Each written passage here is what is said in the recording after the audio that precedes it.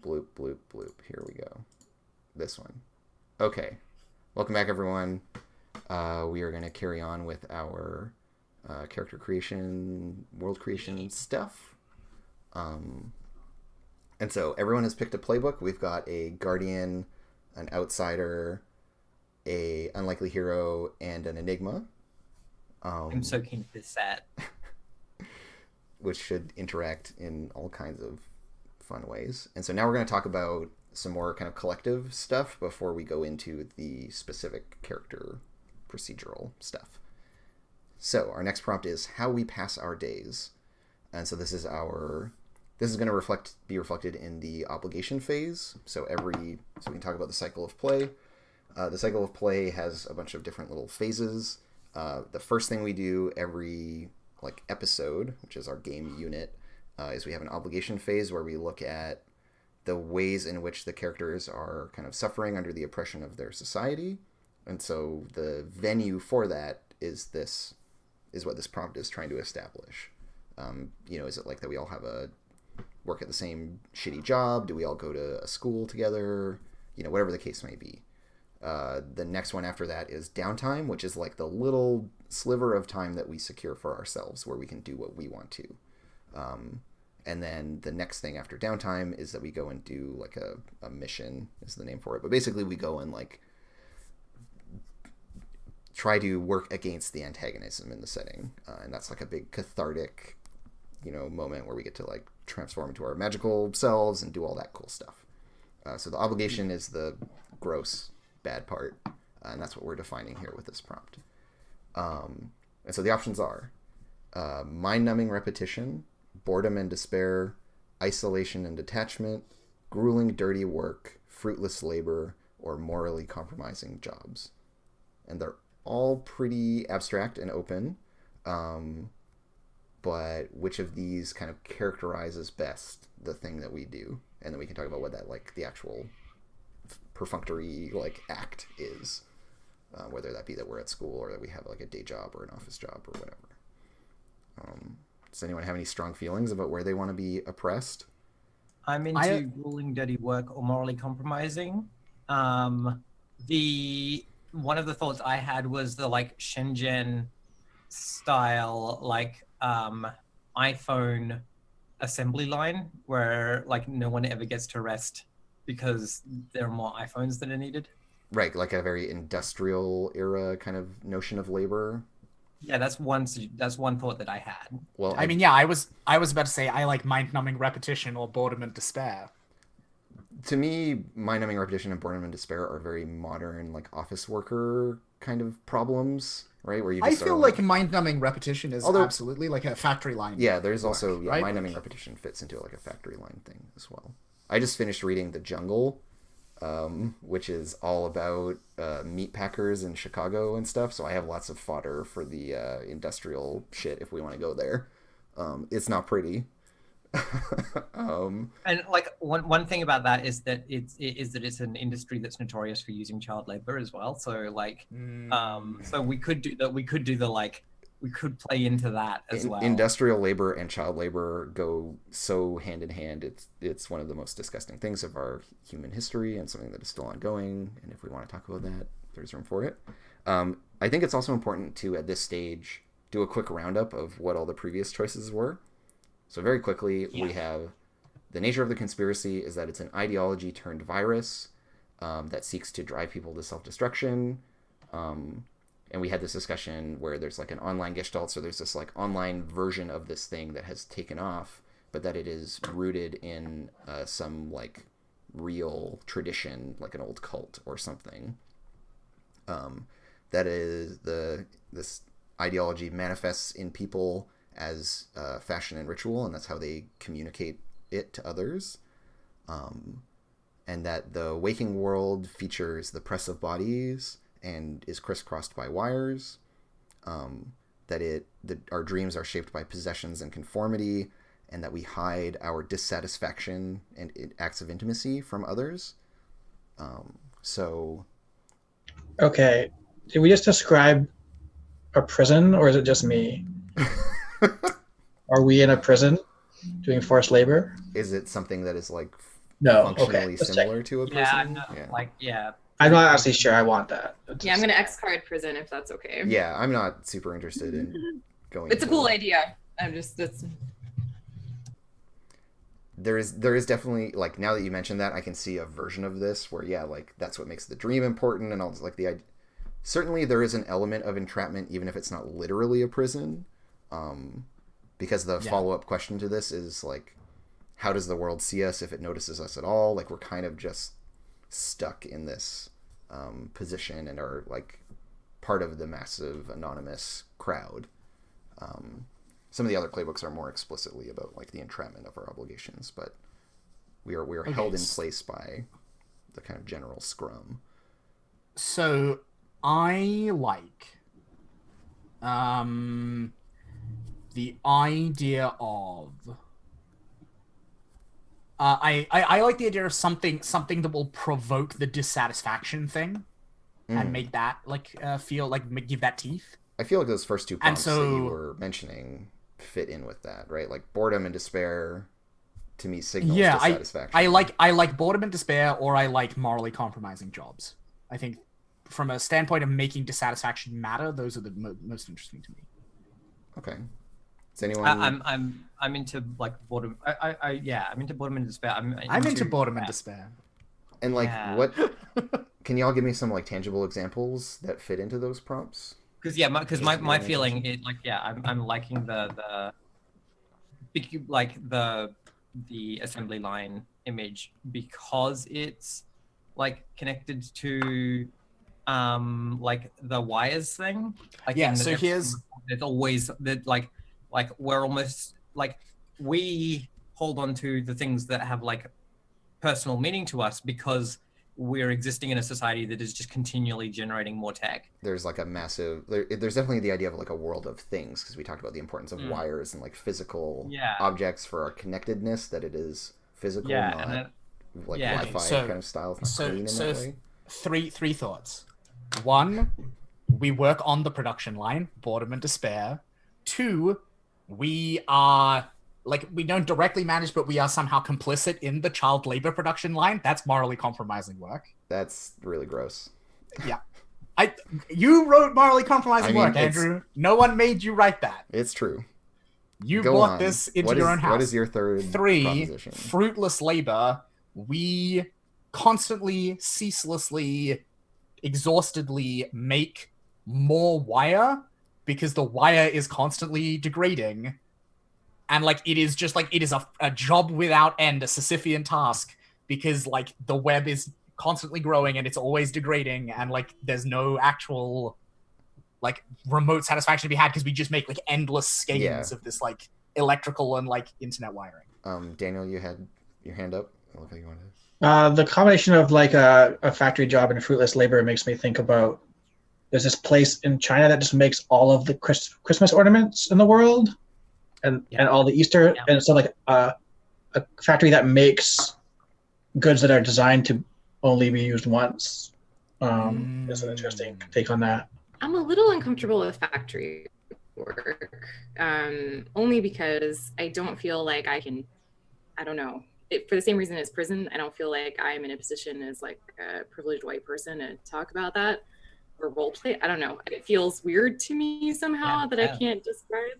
Yeah, that we are being tourists in someone else's lives in that way. Yeah, and like someone's Chinese misery or something, you know, like in something that we're perpetuating in like America. I don't know.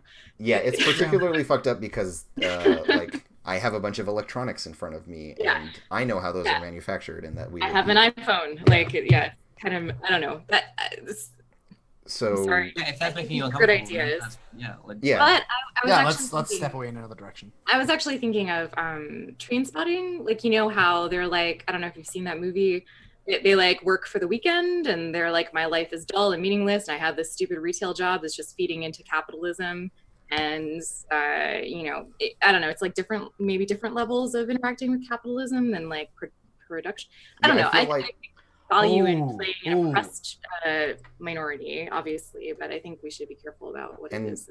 To my mind, Kira, your suggestion leans into more this like theme of the press of bodies, right? That like we are all collectively engaged in this ritual of the 9 to 5, Monday to Friday, and Yes. then like the characters are part of this massive shuffling in of people and the commute. We're and the... salarymen, right? Like, Well, no, we don't even have to be not like literally, but like conceptually. Yeah, like it's that space of like we are anonymous cogs in a much larger machine, and we shuffle in a massive press of bodies in the morning, and we leave the same way in the evening. We could be janitors, or we could be school children, or like sales clerks, or like you could have that shitty retail job.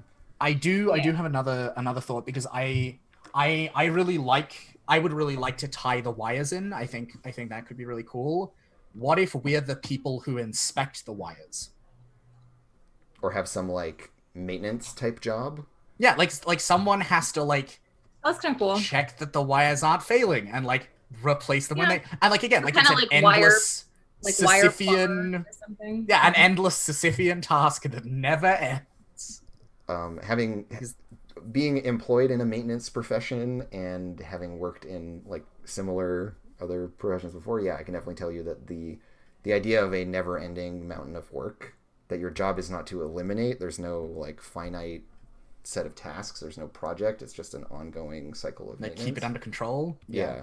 There's a certain thing there, and so I would feel comfortable like generating fiction around that, certainly, because I have experience in those realms.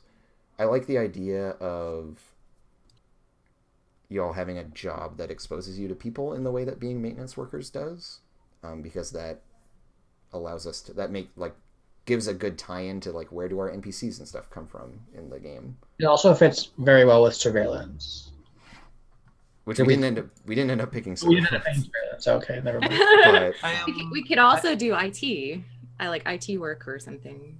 Yeah, my brain when we're talking about maintenance goes to like stuff around like larger electrical stuff, like railways or infrastructure in that way.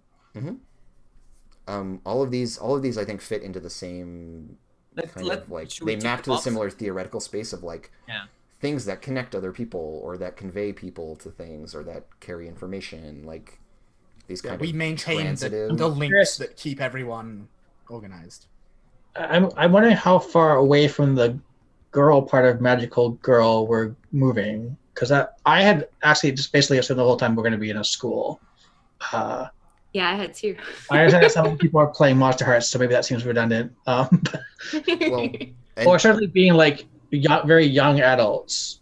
We can do a school setting. To be, unless it's just a weird kind of like we're like very junior union members or something. I'm having trouble pulling those together. I'm not against that. I'm just curious what people are thinking about that when they.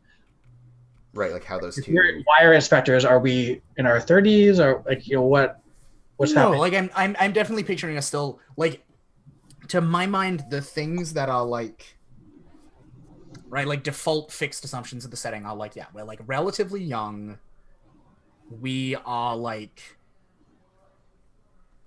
femme and or like women and or non-binary. Like there's not going to be a lot of like, it's not going to be a predominantly cis male group, but like I don't think for me anyway, like school is not mandatory and being school age is not mandatory.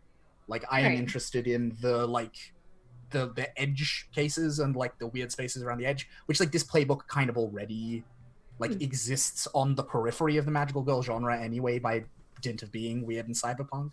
You can say. Oh, sorry. I can make I can throw two things out there that like are in the space that we're talking about, which is like technical colleges and misfits, where they are juvenile delinquents doing community service. I was also just thinking of in Persona how they're in high school, but they have part-time jobs that they need to maintain and stuff like that, where you're just kind of a lower class. Yeah, that y'all aren't privileged enough to be able to just be kids and just go to school, but that you're all kind of little mini adults. Yeah, it's not like Oren host a club where you're all like fancy at a private school and millionaires or whatever. It's like it's more like you're just a regular brilliant. But you go ahead and Andrew, you tell us what. So it sounds like people are converging now. Like we seeded a bunch of ideas, and that now we're trying to pull these threads together. So Daniel was interested in having a more, like of leaning into the more standard stuff in terms of like the age range of the characters, right? So we are like young people. Which Also, I think is, like the degree to which the characters are connected socially as well. and then yeah, that like whatever this is going to be shared between all the characters. So everyone like so they all have to fit into it. They don't all have to have the same role within it, but that they are all attending the same, you know, be it we have the same mind-numbing repetitive job or whatever.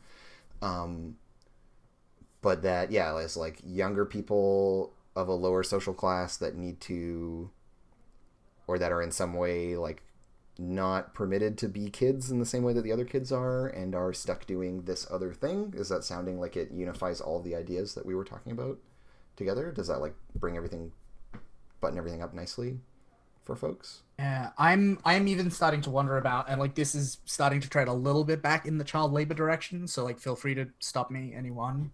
But like that phenomena in the Age of Sail, where like cabin boys and like rigging boys and like children who like because they were small and they were agile and they were nimble and they had this, there's like a certain set of work that y'all can do because you're younger people that we can do because we're small and young, that like is dangerous, that we're expected to do anyway. Like I feel like that's potentially like fruitful. we're crawling into like tubes or something like yeah, exactly, right? Like yeah, air, you're down air in conditioning crawl spaces maintenance or like yeah. whatever. Yeah. I mean that's okay. When you first started talking about it, I was like no, and then actually that kind of won me over. I feel like that's okay. Yeah, I mean, I think to tie that in. Someone just disappeared. Oh no, It was Ash Ash. just disappeared. Ash. Oh We'll wait for her to reappear, and then all of the cameras should resolve. Okay. Because right now everyone's like a half panel offset, and Oh, I look fine on mine. But... well, yeah, you'll look fine on your end, but the stream will get all. Whoever's playing the harmony just looks fine. Like It's half and half. Clueless was the movie I was talking about earlier. I said Clueless, but I think I got lost in the chatter. Yeah. Oh, I didn't hear you. I'm sorry. No, you that's were okay. right. That's okay. We all just I got went there distracted. as well. But yeah, does this feel like we're working towards something that works out for folks? Hi. Hey, Ash. Yeah, I think it sounds great. I was. We're high school students who are also mechanic what is it? Not mechanics. But like that we're doing maintenance work, or that we have like some like jobs that we do as part of our like apprenticeship, or like yeah, and we all work at the same place so that we can all hang out together. So it's like a technical school. So like y'all are high school age but are doing trades, because we don't have to be in the classic North American tradition of like you go and do academic schooling. This could be like a trades technical school would be cool. Yeah, sure. Yeah. Well, because I imagine that like in the world we are describing, like there's probably much more of an emphasis on like having those kind of technical skills. On practical skills, yeah. Yeah. Or maybe not. Maybe we're the weirdos going to technical school. Or that, yeah, this is like a... Everybody else is designing apps and... Cool this sounds like grueling, dirty work. Who else is doing... What happened to Daniel? Daniel just disappeared. What is My computer happening? completely crashed, so... Alright, everyone stand by. Play the, like... I, the Cure, of myself will be the next song. to go. Aww, that's okay. So technical school is good or bad? Are there more things that we can figure out in the next question? Clarify this? Or? This is kind of a one and done thing. Okay. Oh yeah, because we're choosing one of these. Because we just pick one thing and characterize it and then move on. We'll just wait for... So we're doing grilling. Yeah, I feel like grueling dirty work is where this is fitting in. If Daniel comes back and has really strong feelings, we can revise.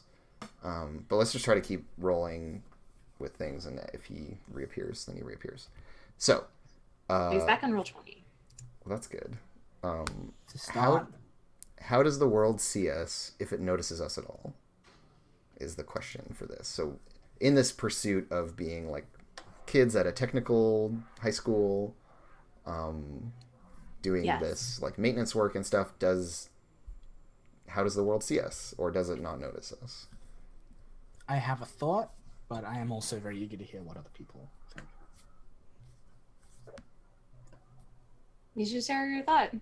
Useful due to our youth, but like utterly interchangeable. So there's like anonymity stacked with utility. Yeah, right. Yeah. Our youth makes us useful, and so we're used to do all these like dirty, dangerous jobs that involve small type spaces. But also like there is an entire society's worth of children out there, and we are like cogs in a machine that can really easily be replaced. To lead into I like the idea of conformity aspect. Well, that's the thing, right? Like, I like the idea of disposability in that, like, it's assumed that like young people are less likely to like be conforming, and so the disposability of them reinforces the conformity. In that, exactly. if you don't conform, you will be disposed of. Or you'll be endangered at the very least. Or that this is also a way to like we'll just take away your after school job if you're going to like you can't behave well. And I mean that's how our society does work anyways, right? Like you have to show up on time, and all of these rules are laid out for you that really limit your options. So okay, cool. Yeah. Docile bodies. So you're kind of like trapped by circumstances as much as anything else to do these jobs, and that this is the way that the society kind of brings you into this larger kind of mechanism of labor. Yes. This is how it makes you productive citizens. Yeah, right? Because this is what having a summer job was pitched to me at, right? Like, you're going to learn about the value of hard work. And it's like, come on. Nah, this is and like if we want to get really Foucauldian about it, like the school part is also super crucial, because school trains you to regiment yourself to like a daily like clock-based schedule, and it teaches you to like sit at a desk and do what you're taught. Like school is designed to turn people into docile, obedient citizens. Absolutely, and to not to treat you into a worker. Get all anthropological on you, but like. Yeah. Too anthropological. Too much. Too much anthropol. No, it was the perfect amount. Oh, did Daniel come back? Excellent. Yay, he's coming back. So, okay. I just need to rearrange everything again. Here I go. Whoops. So we're useful but disposable. Yeah, y'all are just interchangeable. Just leave us so we aren't call us by each other's names. Can you hear me? Am I back? Yeah, you're back. Welcome back, Daniel. Great. That was annoying. Yeah. I'm sorry. These things happen. Yep. Okay, we got Akira. Having Akira is good. We're about to have an Ash. There she is. Amazing. Okay, we're all fixed.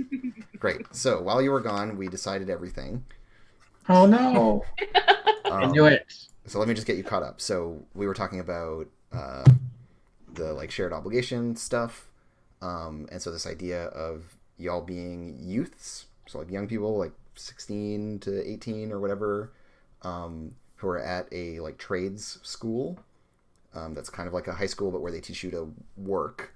And the maintenance jobs that y'all get are often involve like going into tiny cramped crawl spaces or other stuff to do electrical maintenance, that kind of thing. And this is viewed as a place where young people go to be turned into productive citizens and like workers. Does that seem good? Sounds good to me. Okay. So it is a school. So yeah, it's a school, but also has this It's just a school. Work component. You're just describing a school. And I mean, yeah, like it's a more heavy-handed and explicitly described as being what it is version of high school. Yeah. Cool. So now we can move on to the Daniel, the fictional prompt we picked to correspond that to is dirty, grueling work. Oh, okay. And so Andrew, do we want to write down somewhere our answer to how does the world see us if it notices us at all? Yeah, you can put that in as part of as like a second clause to that bit with grueling, dirty work. Yep. Grueling, dirty work. Because we talked about how the world sees y'all as like as we described, right, like people who are learning to be good citizens, your little like proto-citizens, but that you're all kind of anonymous and temporary. All right, so we're going to talk about the dream now. And the dream is a personal reflection of the waking world. And I've got some just very open-ended questions to ask y'all about it. So how do we know when we are in the dream? What characterizes the experience of being in the dream? It's probably something is surreal, right?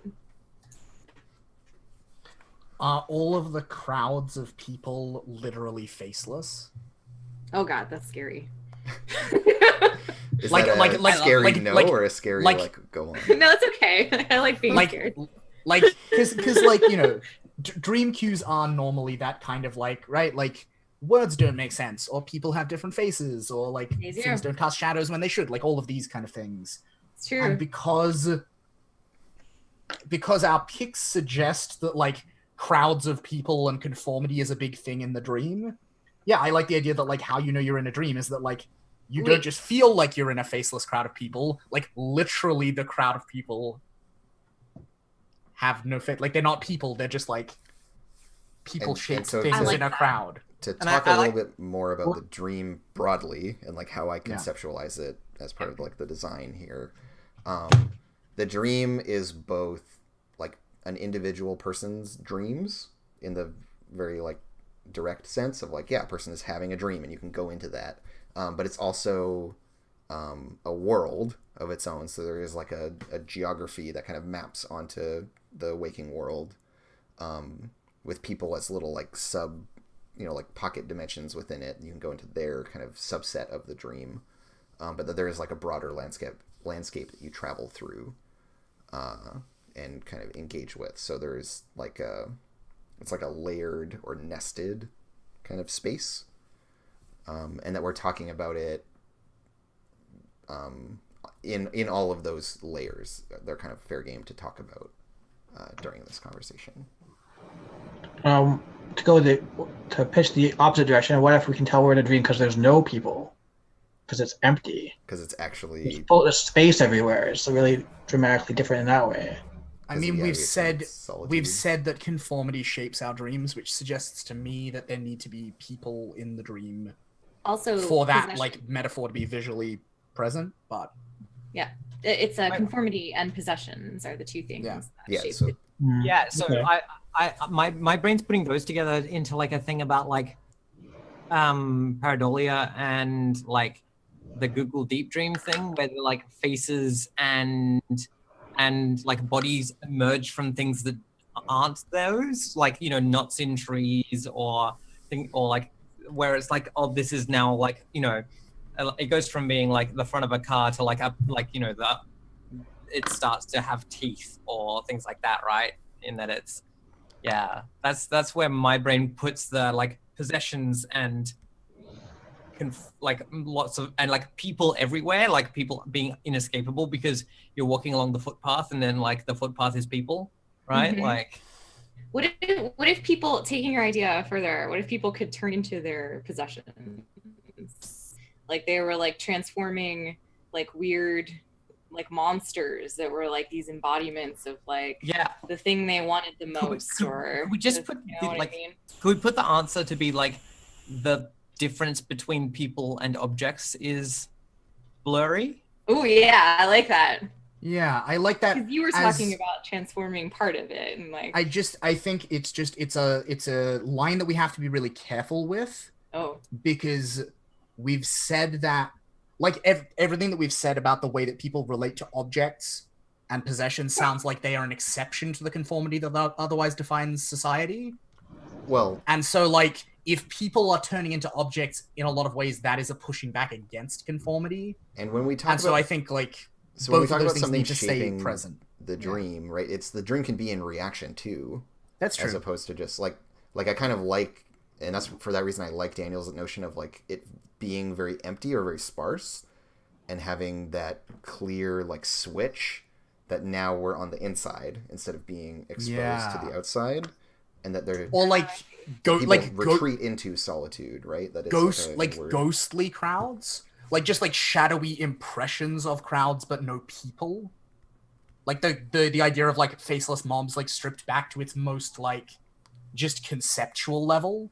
Like there would be people's shadows cast on the ground, but no people standing there to cast them. Yeah, exactly, right? Like there's the feeling of, oh, a lot of people are here, but there's no actual people. Or that could differ from dream to dream. You know, you can imagine a dream where people are represented by like leaves constantly blowing by, or I don't know. Yeah, exactly. Yeah. I like the idea that what's actually happening is that all of our like individual dream subspaces are like bleeding back into each other. So like I'm in my dream subspace and I'm having my own narrative and like I'm opening the fridge, but you're on the beach, but I'm making footprints in your one, and because of that there's the crowd effect. There's this, so what I'm hearing there is that it's like everyone's dreams are in an apartment building together and you kind of hear what your neighbors are doing, or their dreams kind of bleed into yours.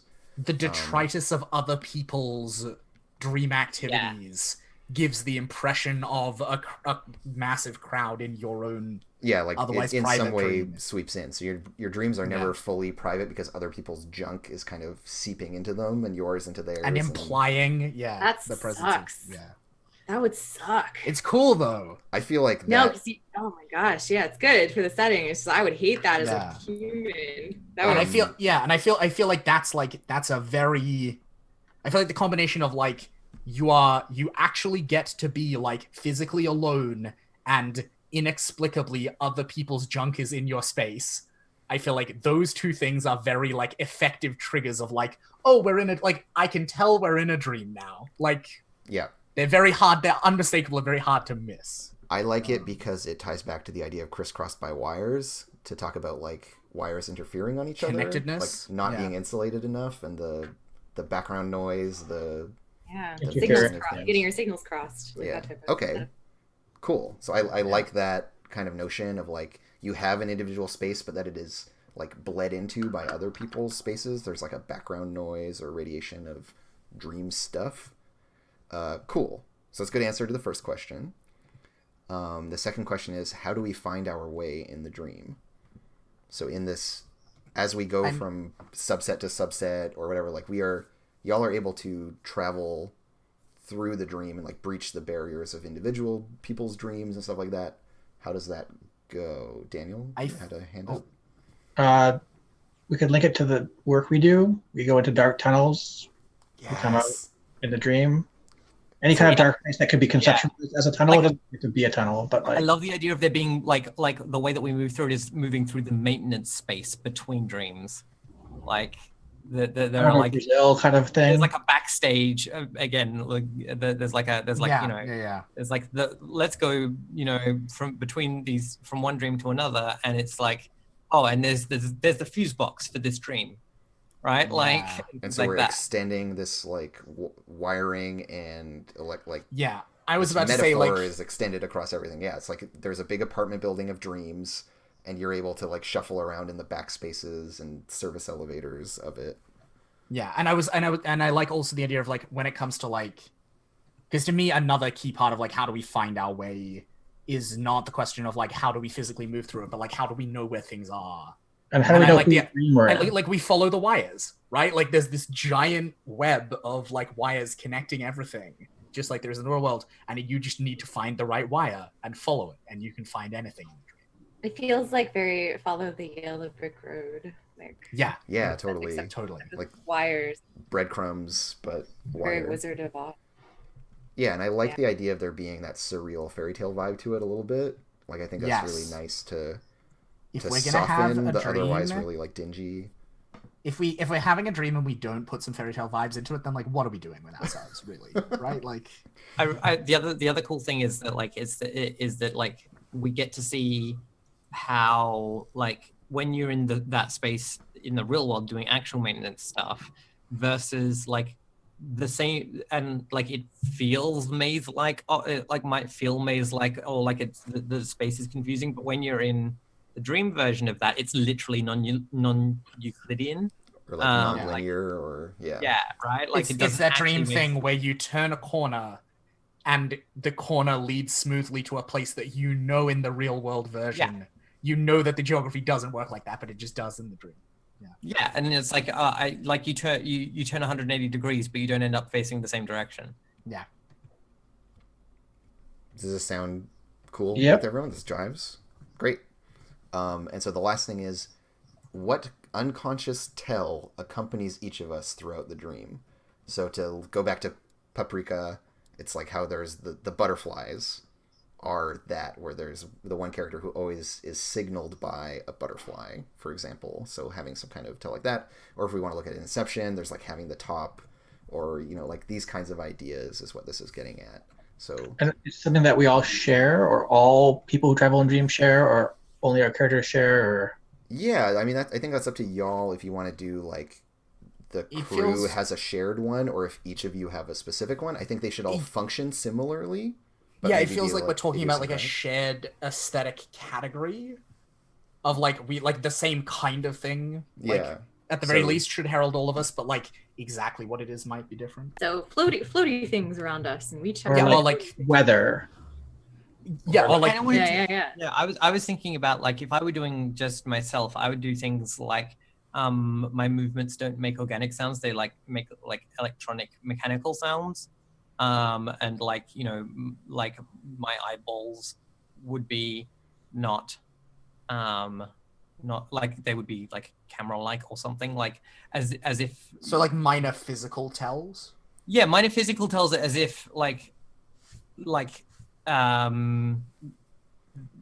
the perfect in that it's like you're a perfectly formed like almost indistinguishable like humanoid robot, but that would be what I would do for my character, because it would be tying into like a bunch of their stuff, but that's like one suggestion, or like a thought.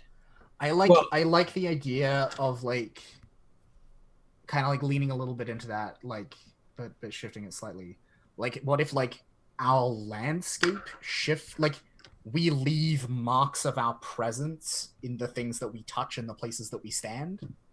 So like someone Like might leave like stains? blooming, like someone might leave weird like blooming green footprints, and someone might like wherever they touch things, like everything turns to metal, and someone might touch things and things decay. But like out like the way like when we touch the dream, it like unconsciously like re-aestheticizes itself slightly.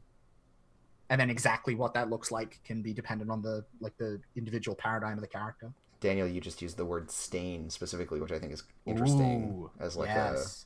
a way to conceptualize it, that people leave stains on things that they touch or interact I think with. that's really cool. Yeah. Yeah, I like to keep it. I feel like I want it to be too broad.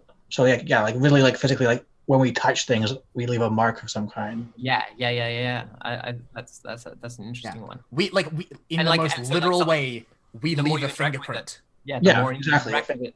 Because that ties into the thing about possessions, right? In that you're leaving, You make things your own as you're you making interact it, with them. you're kind of like marking it with your own presence.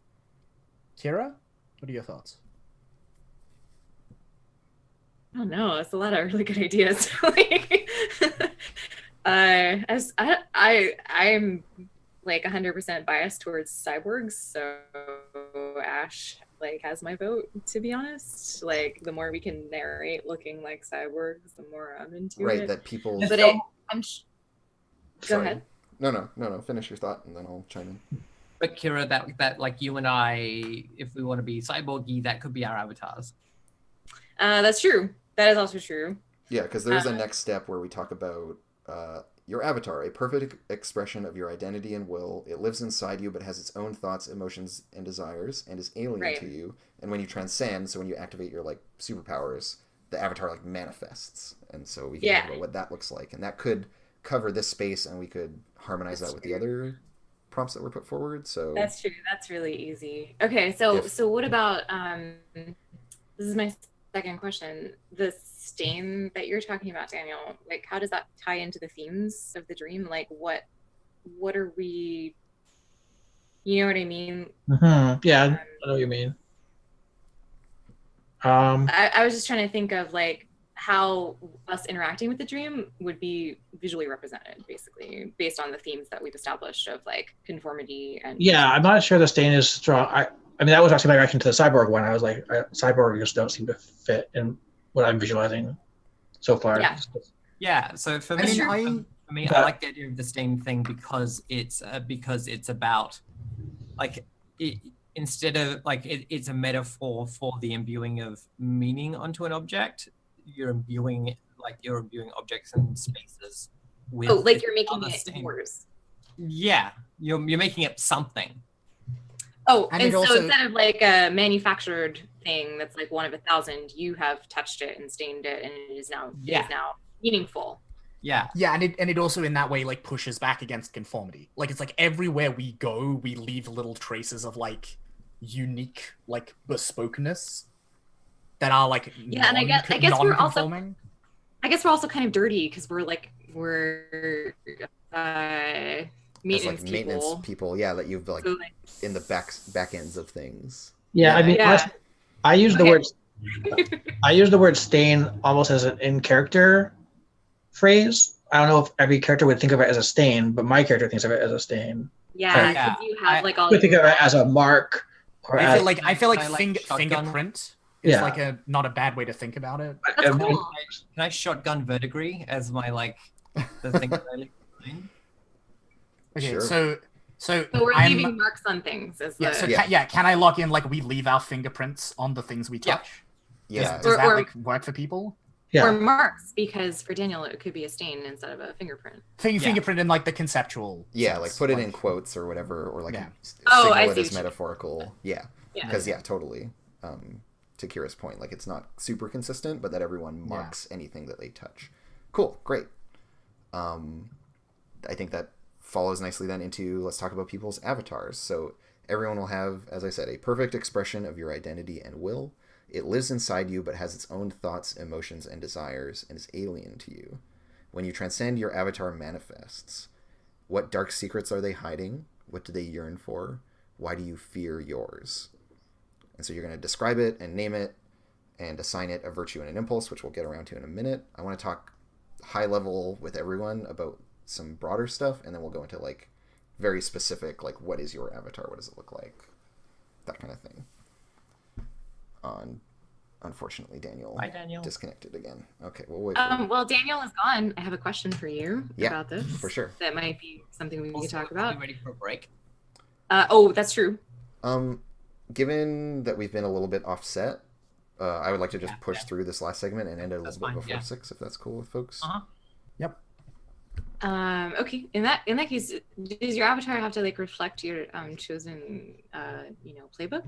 Like, should I consider that I have masks and stuff as an enigma when I'm choosing? I think what that would be my very good. avatar looks like? Yeah, for sure, I mean, because it's here's the natural question for you, Kira. Right? Because it says it's a perfect reflection of your identity and will. Are you the person under the mask, or are you the mask? Which Right, well, one? Like, which is That's real? really- Which is it's your really avatar? complicated. It's when I look at all of the elements of my character, I have to. It becomes complicated in my brain. That's why I'm asking, I guess. yeah, totally. No, 'Cause and it's this not is just the mask. Go ahead. like yeah. I just think you're approaching this with the right mindset of like, yeah, this is like all about how the stuff that's already like inherent to your character sheet, right? Who is already kind of a split person where they already have a separate persona. That then this is the like.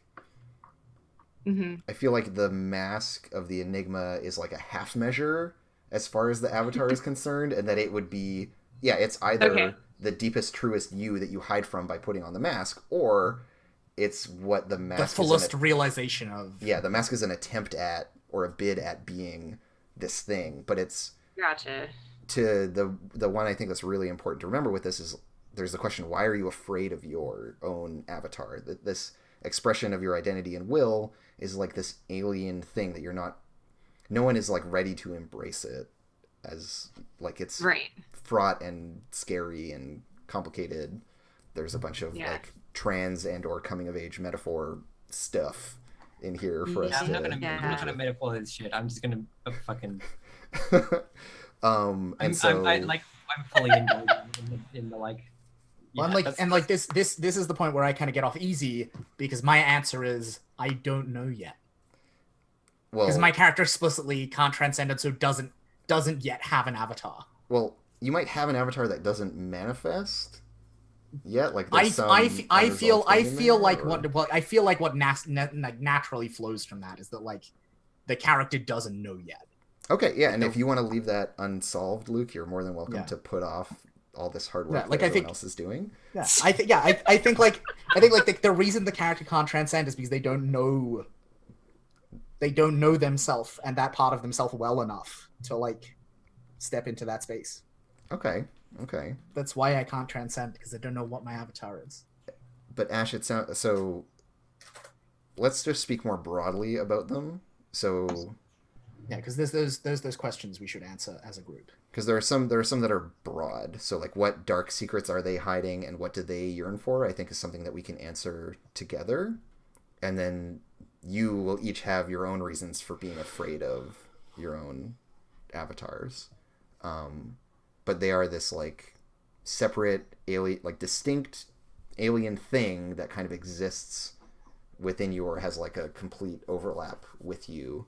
And so it is going to, I think, tie back to like descriptions of your avatar and descriptions of the like marks and fingerprints and stuff that y'all leave on objects in the dream.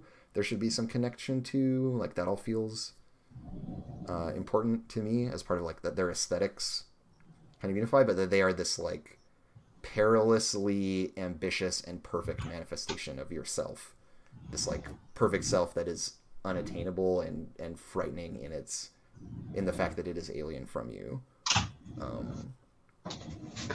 So we can talk about like what are they hiding from y'all, and what is it that they want. Should these tie into the conspiracy, or is that... They aren't antagonistic in that way. Like, Daniel, yours might, if we're talking about you as like a recovered victim, yours might have been marked by that stuff or be characterized by it in a certain way. Which to me... But generally that's not important. Yeah. These are very personal. Okay. And that there are some details that are shared, like the dark secrets they're hiding and what they all kind of want. Because it might be that they want to take over and be like, they want to become you and no longer have there be the split. Or it might be that they want to exit you and become their own things. Or, like we can, I don't know what folks are excited about as answers to those questions, but I'm just or like out. They want to use us for some other goal. Yeah, do they like have an agenda? So my brain naturally goes to like a spookier but a less like, what's the word I'm looking for?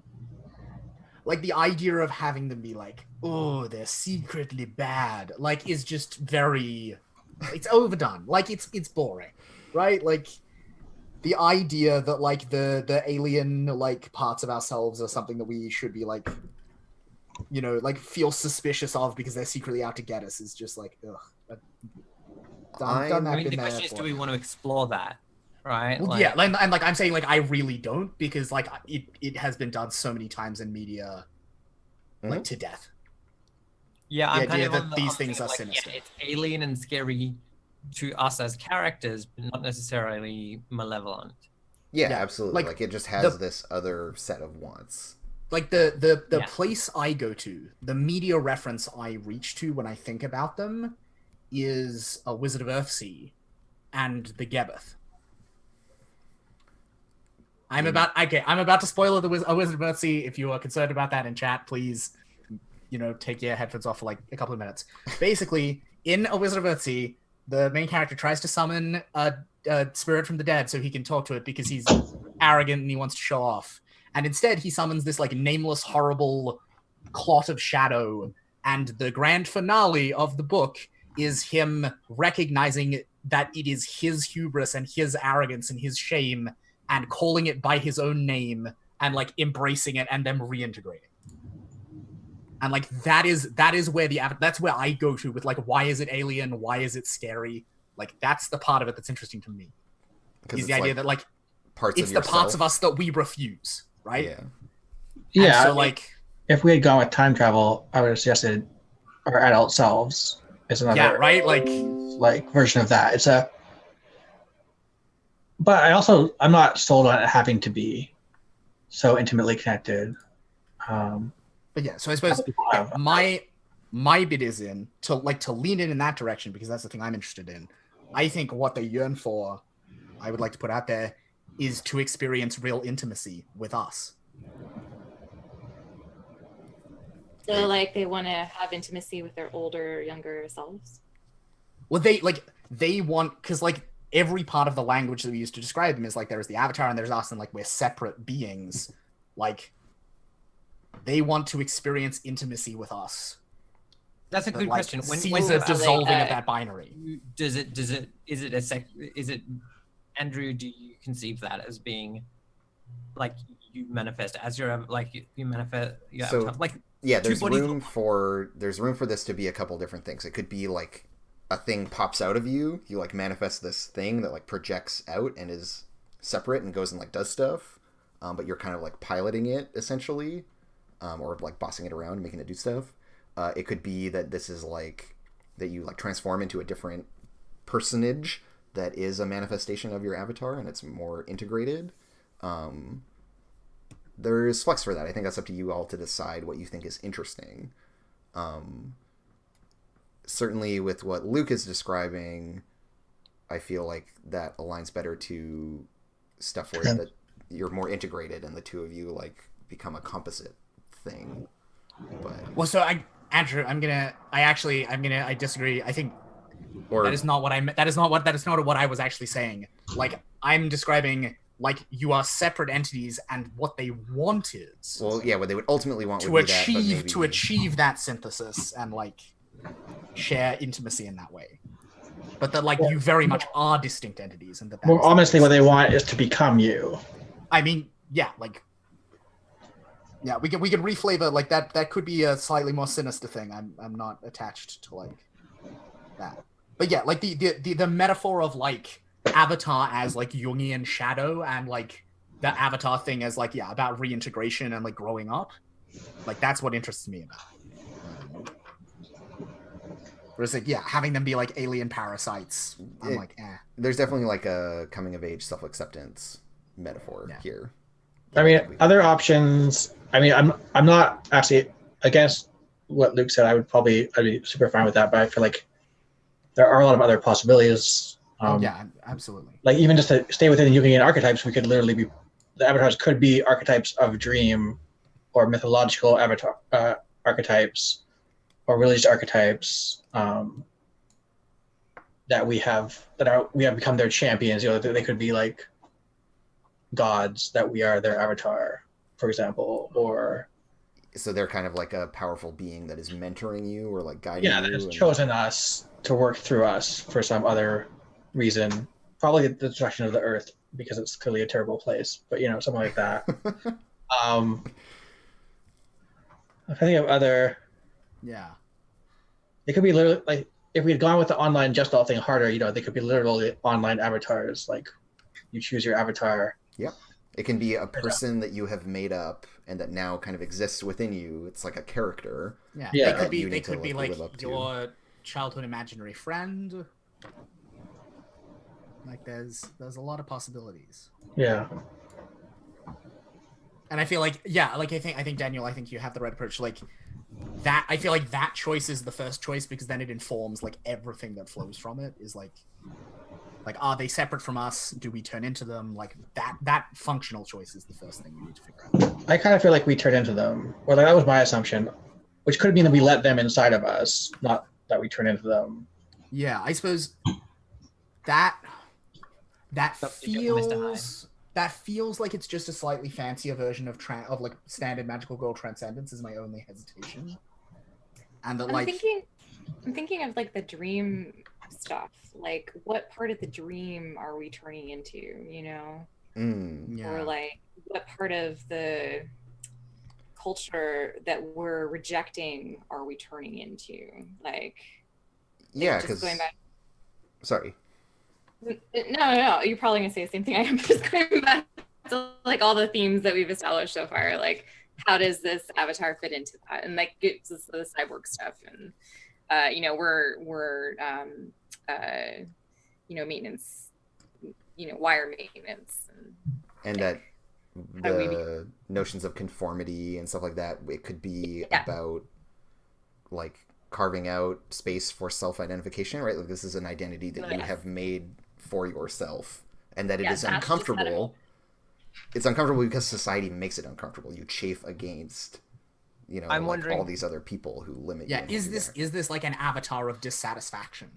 Oh, Ash, what were you gonna say? Okay, Valkyrie. It looks like you had a brain explode. Yeah, I had a Luke moment. Oh my god, I know what this is. Valkyrie algorithms from a game I wrote ages ago. The idea that after you are dead, you can exist and interact with people on social media because, like, people treat neural networks off your social media interactions. Like, there could be the idea that, like, we interact, we are accidentally constructing these identities through our interactions. Within the dream as well, right? What you like? You liked you liked the page for pizza, so now that's like a part of that. Yeah. Mm-hmm. Hold up. There's like an Daniel's algorithm. Got his hand up. So Daniel's had it longer. Yeah. So our avatars are the things that are going to survive us when we die. I mean, I'm just like not necessarily, but like I'm just saying, like there's that thing of like our performance of identity is what actually creates this other thing, which is our performance. I like the idea of, and I think this is what I'm hearing from what Daniel's saying, is like that we're also tying in the possession. This is about like leaving behind actual like physical tokens as well. That's like, oh yeah, definitely. Our actions have imbued material space, or at least like dream space, with this thing that has then incidentally come about from those interactions and those exchanges. Yeah, is what if, right? Like our avatar is just the embodiment of all of the choices we have made in the dream.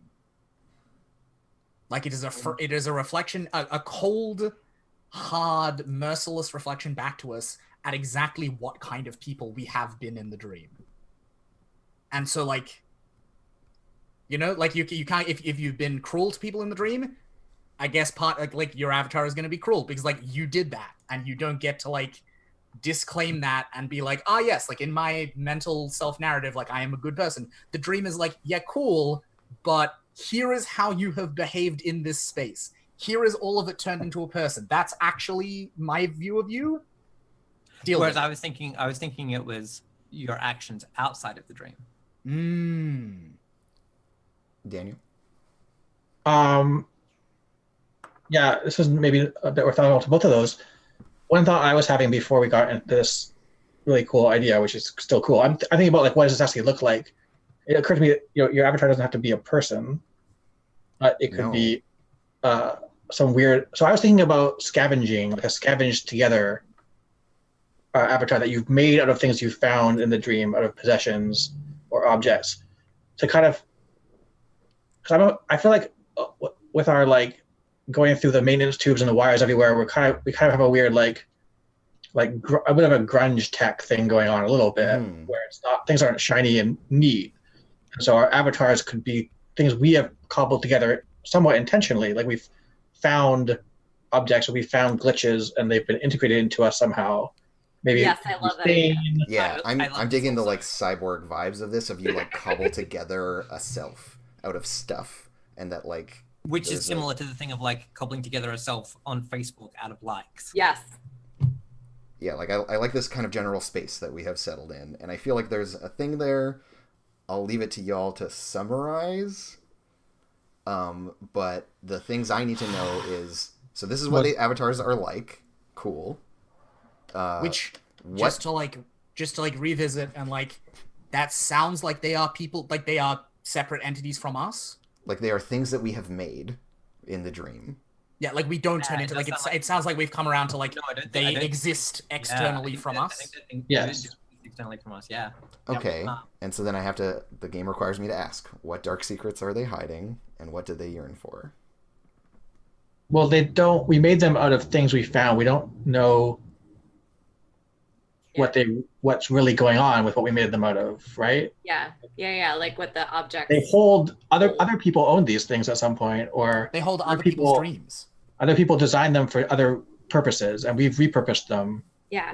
Okay. What about if what happens in the dream is we like the bodies that we have in dreams are the bodies that we've made for ourselves out of objects, but our avatars are like those objects being like, no, actually, we're asserting our personality now. Like you have made the thing, and then it has clapped back at you with this identity suddenly. Yeah. Sure. So I you've don't know if I made like. yourself a body, but then your body's been like, actually, I'm going to have an opinion. Huh. Wait, what's wrong with that, Daniel? I guess I started to be leaning very hard towards them being a separate thing, like almost like a golem that you've cobbled together, versus Ashton's suggestion that we are those things at all times in the dream by default. I guess I want to visualize my character in the dream as my character, a person, not as the thing I'm imagining building into my avatar is like not human, probably, or I want it to possibly be not human in a really like weird way. Yeah, and like us out like if I like the idea that it claps we back. appear That part in is the great. dream, yeah, like if we appear in the dream like our avatars, like that is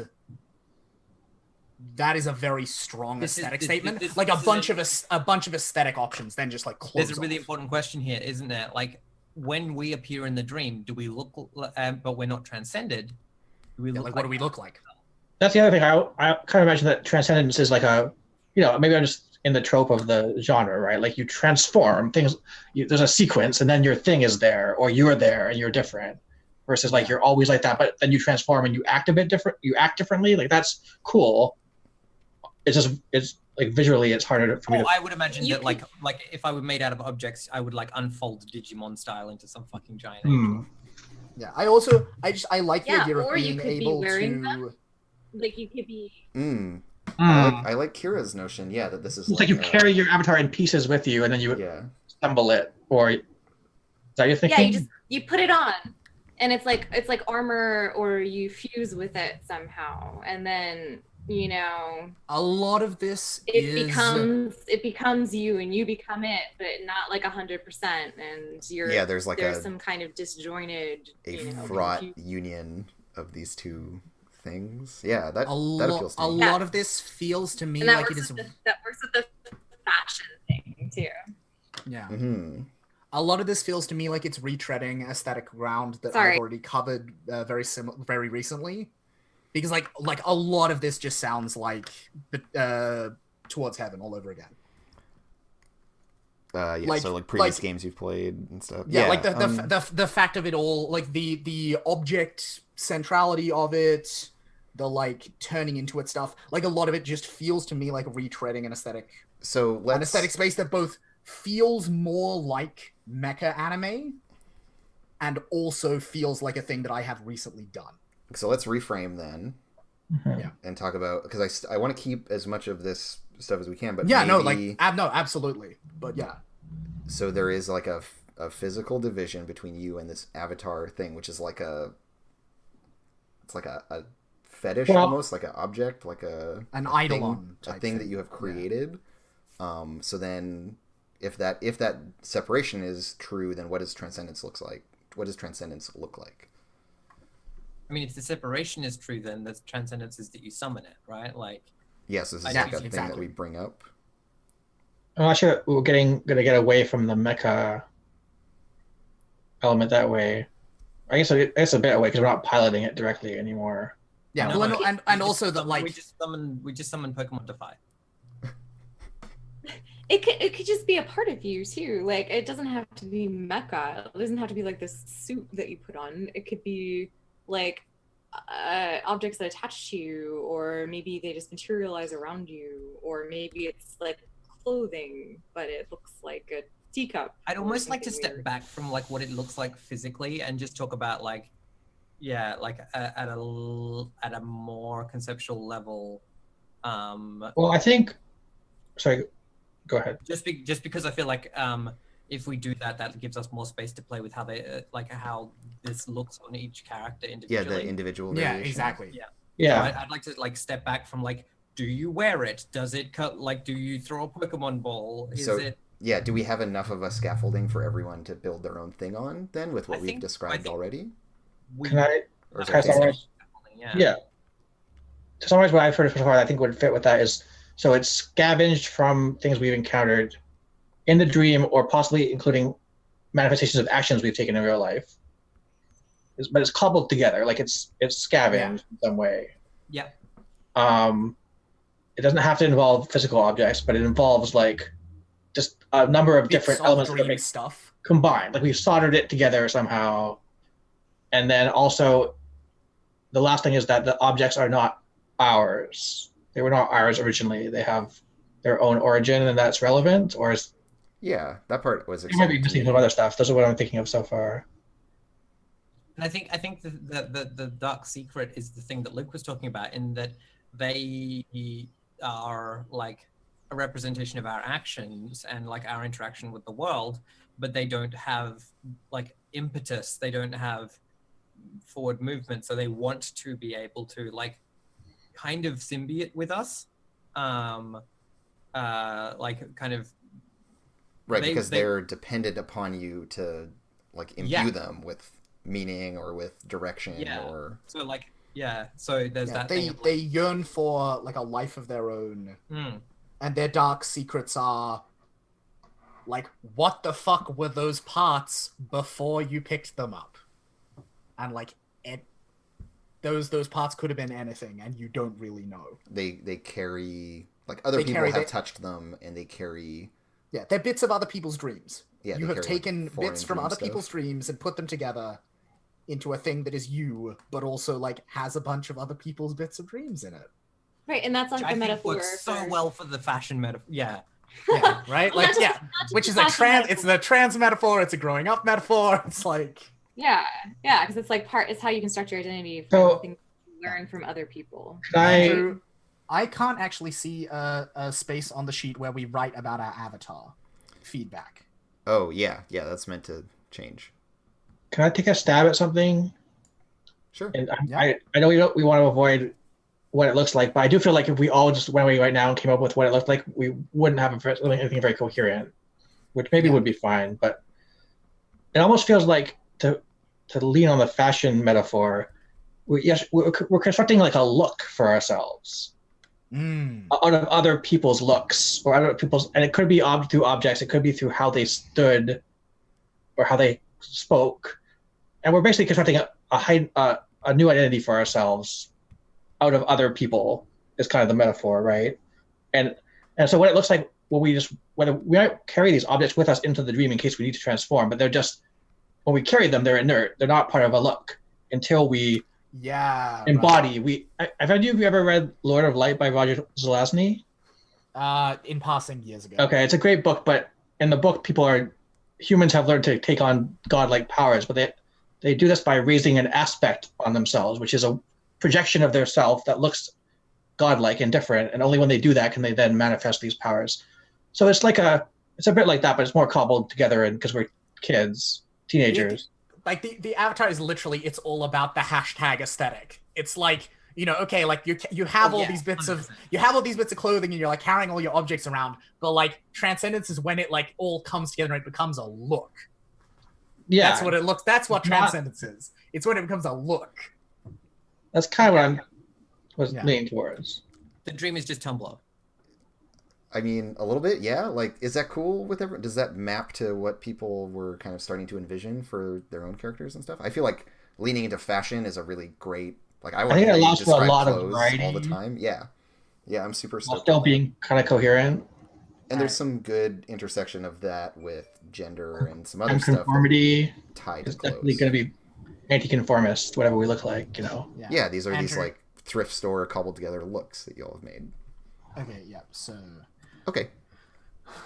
I feel satisfied now. I hope you do as well. So everyone now gets to tell me what they're afraid of about their own avatar. And maybe first you want to describe it, name it, and assign it a virtue and an impulse. And I'm going to talk a little bit about how they work. So,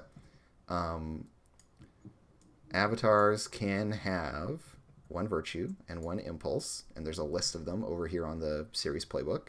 And the avatar virtues are elegant, clever, brave, serene, bright, curious, playful, and beautiful. And when your actions align with one of your avatar's virtues, you clear stress. So when you're like successfully embodying the upside of your avatar, you're going to get more stress to work with, which is an important resource in the game for your character. And avatars have impulses, which are like darker elements of them. And the impulses are imperious, sentimental, lost, imprisoned, lonely, principled, haunted, morbid, calculating, weary, feral, hungry, furious, mournful. When your actions align with your avatar's impulses, or if you accept a dark bargain, which is a mechanic in game, so essentially we add a twist based on those impulses, the action doesn't deplete your transcendence track, so you get to make more transcendent actions, you get to use more of your power, but presumably there's a bit of a twist to it, and you'll get to mark XP as well. So that's like it's pretty simple. There's like a good one and a bad one, and when you act in accordance with them, it is beneficial to your character generally. And is this list somewhere on the Roll20? Yeah, so if you scroll back to the main like sheet spot, where I'm writing everything down, it's just next to where Luke is writing stuff down. There's the list of both the virtues. Okay, so, I see them. Can I run this by people? Here is my attempt at a summary. An avatar is a cobbled together aesthetic made from pieces of other people's dreams. It conceals the dark secrets of those dreams, of those dreamers, actually, is what that should read. Of those dreamers, and wants to have a life of its own. Do people feel like that is like a fair representation of everything we've discussed? Yeah, definitely. Great. Thanks, Luke. And so, I'm just going to leave it up there because there's nowhere to put it. Andrew. I'm sorry, I fucked up. I goofed. There's also a question that I'm asking myself about like where in the order this needs to live, this making of avatars, as paired up with like making of your character. And I'm not sure the ordering of those things, but we're trying this. I don't know. This is where we're at. If people feel like they need to make up who they are first, or want to describe their character in conjunction with describing their avatar, or it's like a contrasting between the two. My avatar is elegant and morbid. Great. Or if you just want to pick some tags and keep rolling, that's fine too. We don't need to describe and name it right away. I find myself there is a positive, there is a virtue that I want for it, but it's not on the list, and so I'm having to settle, but that's fine. And like I think particularly in the context of this Andrew, that was Luke asking you permission to like add an extra thing. Not necessarily. I just think like in the context of this playbook, there's some stuff that like seems like obvious choices to be on there, but like anyway. My avatar is bright, or it will be. It's bright and furious. And it wants to burn the system down. Okay. And that's why I'm afraid of it. I was gonna go with furious too. There's no reason we can't both go with fury. It's true. Fury all around. I'm sure. Mine is bright and imperious. Cool. Because it's like cooler than me. Yeah, that's. Wow, that adolescence metaphor is just really real, right? Well, I'm unearthing so much of my own trauma in this character. I'm just like, more. Yeah, I'm like, I'm not cool enough yet, and I have a lot of anxiety about that, I think. Great. Are you saying that is the reason that your character is frightened of your avatar because it's cooler than you? Because like that feels like totally legit, right? Like, is it that thing of like it's not even like it's cooler than me? It's that like I could never be that. Yeah, it's like I don't know how to be that cool yet, and I'm nervous about it. I can't live up to it. Oh no. Yeah. I'm afraid of mine because it's feminine and. Yeah. Is your character's mundane, like, waking self a boy, Ash? Yeah. Excellent. Ash is playing a very real version of this game. Oh wow. Okay, we will navigate that with as much dignity and grace as we can, because that's going to be a little fraught, but you and I will... Well, like literally, like I'm like, hey, this is a really safe space. I trust Andrew as a GM. Yeah, let's do it. I want to be able to take the opportunity that we have in this game to do that, right? To be like, okay, I'm not going to get to roleplay like this hard very often. So. Yeah, this is the place for it, for sure. Daniel, do you have any thoughts for yours? I mean, I'm definitely gonna have to think more about my character before I really nail this down. I was thinking brave or curious, and then for my impulse, my initial thought was furious. But I think lost or lonely or calculating are all possibilities. Yeah, those sound nice. I think calculating would be a version of furious, like so angry that you go cold. Or just for revenge. Yeah. Whereas lost or lonely would be more like a manifestation of still traumatized, I think. I mean, also going totally cold and becoming like really matter of fact and like seeking revenge, like you say, that's also a response to trauma.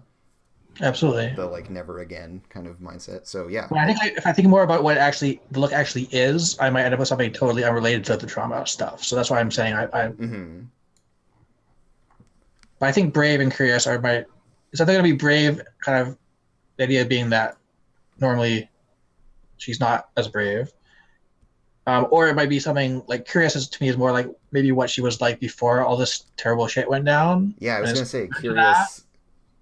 Yeah, I mean, that's what got her into trouble in the first place. Who knows? Exactly. Yeah.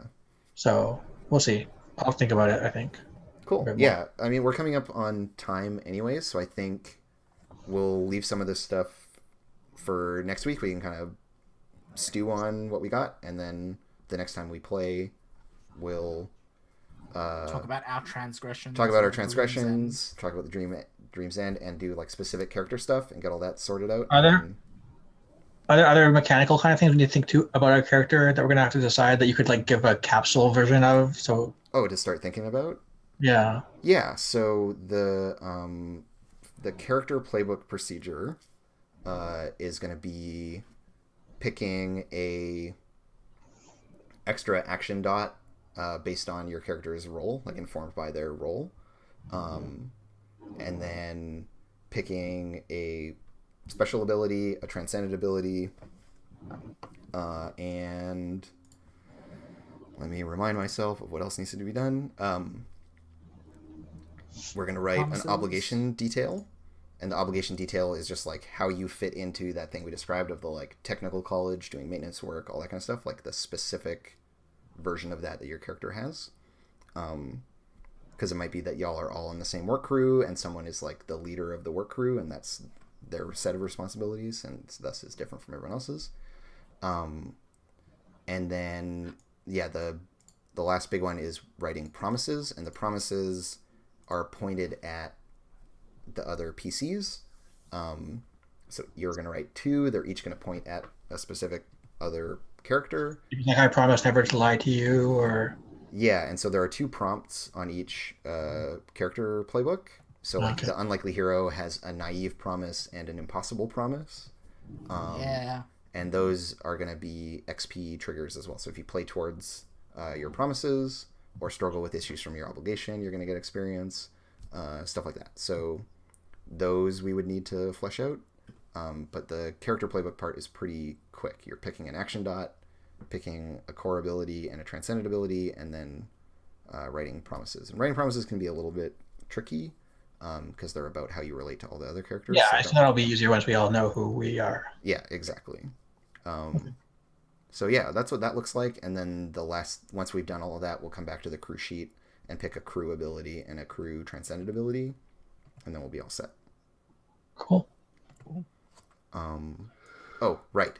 And special to this series playbook, normally we would make like a friendly NPC and a not so friendly NPC. In this one, we don't have any friends. Instead, each player names 2 suspects that are connected to their character. and I'll set up we have a place for recording them, which I'll set up for next time. But basically, you're each making two NPCs who are involved in the conspiracy in some way. We don't know what that is yet. Well, one of mine is going to be my dad. So so exactly stuff like that. And so you're gonna have two characters who are connected to your character that you're gonna put into the fiction, and then we'll kind of place them in relation to the conspiracy. And those are the people whose dreams will be going into out who's responsible. Yeah, like we'll be going into their dreams and play, and they're kind of those NPCs are central to our unraveling of what's going on. Cool. Yeah. Going into my mother's dreams. That seems not at all traumatic. So that's what we're building towards, but for now we'll hold off. Great. I don't feel like we need to do any shoutouts or plugging or anything like that. Except for me. It's my channel. If you like this, follow me. I'm going to be posting these on YouTube later on my YouTube channel. Thank you everyone for tuning in, and thank you to my lovely players for playing this game with me, even though it's not done yet, and it's a work in progress, and I'm fumbling and stumbling through it, so I appreciate all of you coming in and helping me out. And yeah, I'm excited to play. Shout out thing. If you wanna, but you're gonna see more Andrew and me and Luke. You can head over to my channel in an hour. We'll be playing more role-playing games. oh god, We're silly. We've been playing Between Dreams there, which is an magical everyday Murakami Miyazaki game. Also, on that note, if you want to see more of me and Andrew role-playing, or hear us, more importantly, we are on a podcast together where we are playing Monster Hearts and being very sad, fucked up queer teenagers in the way that Monster Hearts tends to produce. The first episode of that is going to drop at the end of the week. You can find the Twitter at feelingsfirst_. And that is where all that stuff will be. Feelings first. Yep, that's the name of our podcast. I love it. Sorry. Great. Well, bye everyone.